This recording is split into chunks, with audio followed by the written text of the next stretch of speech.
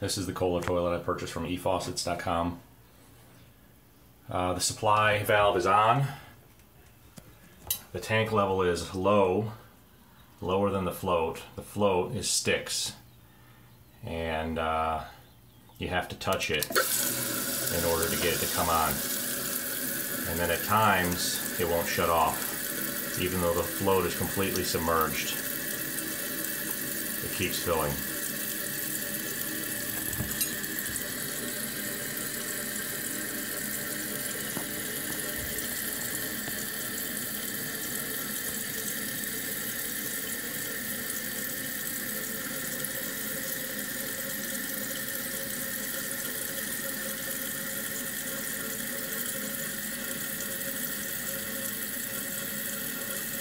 See, the float is nearing complete submersion.